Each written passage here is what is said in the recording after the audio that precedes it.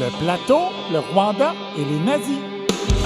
Ben oui. Vous savez, je viens de recevoir un message d'une certaine Nini qui nous écrit que c'est confirmé, le convoi de la liberté et ses amis sont tellement nombreux que le trafic refoule jusqu'à leur côté de la rivière des Outaouais. C'est fou quand même. Jamais vu autant de trafic de leur vie.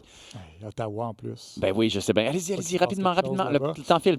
Ben oui, il y a encore été beaucoup question des fusillades à Montréal cette semaine. À Cube Radio, il y a le sénateur Jean-Guy Dagenet, un ex-policier anciennement associé au Parti conservateur, s'est inquiété de cette violence. C'est tellement violent, en fait, qu'il oserait plus faire son épicerie sur le plateau. Moi, je suis un Montréalais d'origine. Et justement, l'autre jour, j'ai constaté qu'il y avait eu un meurtre, je pense, sur la rue Rivard, sur le plateau Mont-Royal. Il y a à peu près 50, 60 ans, moi, j'allais à l'épicerie pour ma mère dans ce coin-là. Et je dis aujourd'hui, je me demande si j'y irais. Ça a tellement changé à Montréal. On a ouvert les frontières, on a accueilli des gens, puis c'est correct, ça. Mais en quelque part, je pense qu'on a accueilli des tristessés qui proviennent de pays où règne la violence et tout se règle avec des armes à feu. Bon, et là, il y a à peu près 3 fois moins de meurtres à Montréal par année que dans les années 70. Alors, j'ai l'impression qu'il idéalise un petit peu l'époque de sa maman. Monica la mitraille. C'est vrai, exactement. T'sais. Surtout les tristes cires étrangers sur le plateau, ce sont probablement des Français qui règlent la plupart de leurs problèmes à coups de grosses mises de fonds en euros. Donc, c'est pas si menaçant que ça. Reste que Benoît Dutrisac et lui sont d'accord pour dire qu'il faut augmenter la répression. Arrêtez de parler de vouloir faire travailler les policiers avec un travailleur de rue et un travailleur social dans l'autopatrouille, qu'on mette un policier à côté de lui et qu'on fasse plus de répression. Je sais que le mot répression fait peur à certaines personnes, mais en quelque part, on n'arrête pas des criminels avec, comme on dit, là, des massothérapeutes, là. Ouais. Et voilà. Ça me semble un peu réducteur. Ça me semble être clair. Surtout que les massothérapeutes, ils ont de la poigne et ils seraient bons quand même pour prendre les choses en main. N'empêche que, toujours à Cube Radio, Gilles Proulx, lui aussi, a demandé plus de répression, mais dans son cas, c'est envers les non-vaccinés qu'il a du ressentiment. À un moment donné, peut-être que serrer à vis, ce serait la bonne solution? Mais non, coercition, ça ne doit pas exister dans ton vocabulaire. Répression, tu dois bannir ça, va te dire la rectitude.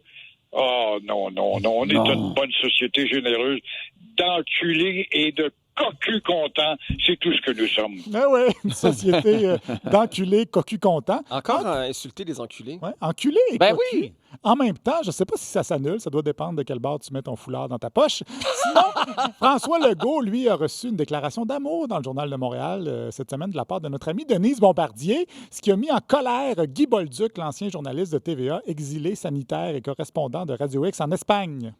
Je lisais la chronique de Denise Bombardier. Elle dit les agités qui défient les mesures de santé comme la pâtissière de Jonquière, d'origine française, tributaire d'une culture politique bruyante de confrontation.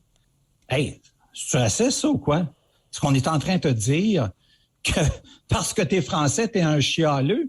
Trop woke, le gars. Ben ça! Accuser Denise d'être raciste envers les Français, c'est une des choses les plus absurdes que j'ai entendues depuis longtemps. Reste que Denise, elle admire le travail de François Legault, mais si je me fie à Claire Sanson, la députée de Farce et Attrape du Parti conservateur du Québec, il est pas mal le seul qui travaille. Et puis honnêtement, là, les députés, depuis 2 ans, là, on peut pas dire qu'on a travaillé bien fort, hein? Il se passe rien. Honnêtement, là, je me suis pas éreinté dans mon comté là, depuis 2 ans, là. Il n'y a pas d'activité. La FADOC ne fait plus d'activité. Les compagnies sont fermées. Il ne se passe pas grand-chose. Là, on ne peut pas dire qu'on s'est éreinté depuis 2 ans. Là. Ah oui, qu'est-ce que tu veux faire Ben quand non. la FADOC n'organise plus de souper spaghetti puis de bingo, tu sais? Tu teintes ton vin rouge à la maison en faisant des zooms avec Éric Duhem et en espérant que personne ne se rende jamais compte qu'en vérité, tu es une marionnette de Laflaque qui a profité du déménagement de Radio-Canada. Un qui se pogne pas le beigne, c'est le maire de Louisville, Yvon Dehaye, un de mes préférés, qui a annoncé cette semaine qu'il n'exigerait pas le passeport vaccinal pour assister au conseil municipal parce qu'en tant qu'élu, lui, il n'est pas obligé d'être vacciné. Alors, il ne voit pas pourquoi il demanderait à ses citoyens de l'être. Si j'aurais été obligé de me faire vacciner, moi, il me conseille, OK, on s'entend. Mais si moi, je ne suis pas, monsieur, je suis assis, moi, mon citoyen, il faut qu'on lui demande le cote là, en rentrant. Puis le citoyen qui n'a pas, lui, il va m'attendre d'ailleurs le soir, il me pose des questions. Non. Si je mange des bines, tout le monde en mange. Si je mange un steak, tout le monde va manger du steak. C'est clair? Oui. Non, c'est pas clair, je trouve. C'est assez clair, moi, je trouve. Par contre, si tout le monde mange des bines au conseil municipal, j'espère que les masques vont être obligatoires. Sinon, plusieurs ont réagi à l'entretien de Julie Snyder avec des enfants à qui elle demandait ce qu'ils feraient contre les non-vaccinés. Il s'avère que les jeunes de nos jours sont pas mal dans le clan de Gilles Proulx, favoriserait la répression. Mais bon, elle s'est excusée, mais David ferait être celui qui avait comparé Maxime Bernier à Rosa Parks et qui est collaborateur de Radio X. Lui, il y a une autre analogie intéressante. La terminologie, ça ressemble un tout petit peu à ce qu'ils ont utilisé en Rwanda quand ils ont incité la population à commettre les atroces. Oui, la semaine des 4 juillet, c'est un peu comme Radio Mille Collines, dans le fond. Radio Mille Collines, s'ils avaient reçu des animaux en studio, pour être plus précis. Et pour rester dans les analogies douteuses, il y a Dominique Moret, lui, qui nous en a offert une pas pire à propos des vaccins. Comment je pourrais dire ça, donc? Notre vie deviendra une vie de vaccinasisation. Oubliez, le nazi n'est pas dans la patente. Ça n'a rien à voir. Ce que je veux dire, c'est que notre vie sera confectionnée en fonction de l'obsession vaccinale. C'est ce que je veux dire. Puis l'histoire de nazis, en passant, arrêtez de m'en envoyer. Là. Je veux juste être clair là-dessus. Là. Le passeport nazitaire, tout ça, j'embarque pas là-dedans. Rien à savoir de ça. Non, rien à voir avec les nazis, son emploi du mot nazi. Tout comme mes bêtisiers n'ont rien à voir avec la bêtise. C'est un addon. Il est d'accord donc avec l'expression vaccinasisation, mais pas avec l'expression passeport nazitaire. Il faut croire qu'il y a une hiérarchie de l'acceptabilité des références aux nazis. Exact. Quand même spécial de devoir faire une mise au point pour dire à ses auditeurs d'arrêter de lui envoyer des références aux nazis. Nous, nos auditeurs, ils nous parlent jamais des nazis. Jamais! Doit être inculte.